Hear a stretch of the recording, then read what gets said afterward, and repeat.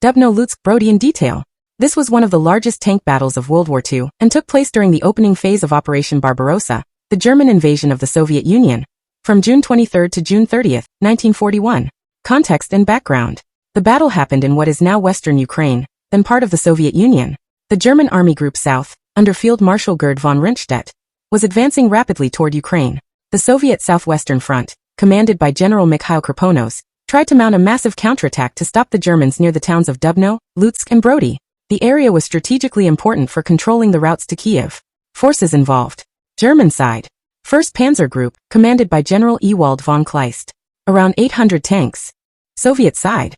5 Mechanized Corps of the Southwestern Front 8th, 9th, 15th, 19th, and 22nd Mechanized Corps.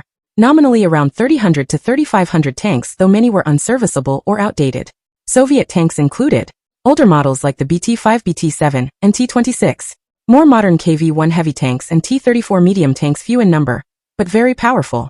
Battle progression. On June 23, Soviet Mechanized Corps tried to launch a coordinated counterattack against the German panzer spearheads that had broken through near Lutsk. Soviet units were poorly coordinated, suffered from lack of fuel and spare parts, and faced communications breakdowns. Nevertheless, fierce fighting developed around Brody, Dubno, and Lutsk in a series of chaotic tank engagements. Soviet forces managed to slow the Germans for several days and inflicted some losses, surprising the Germans with the toughness of the new T-34 and KV-1 tanks. However, the Soviets were hampered by poor command and control, weak logistics, and Luftwaffe air superiority.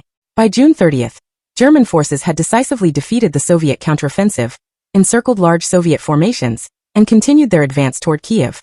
Outcome and significance. German victory. The Germans destroyed much of the Soviet mechanized forces in the sector. Huge Soviet tank losses.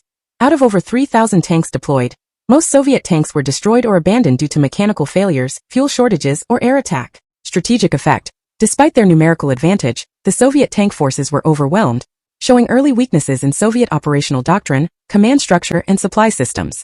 Impact on Barbarossa. The battle delayed but did not stop the German advance. Historical note. This battle is sometimes called one of the largest tank battles in history before the 1943 Battle of Kursk. Why it matters historically. It highlighted the initial shock of Operation Barbarossa and the catastrophic Soviet losses despite having large numbers of tanks. It demonstrated the early superiority of German tactics, blitzkrieg, and combined arms. It revealed the potential of Soviet tank designs like the T-34, which would become a game-changer later in the war.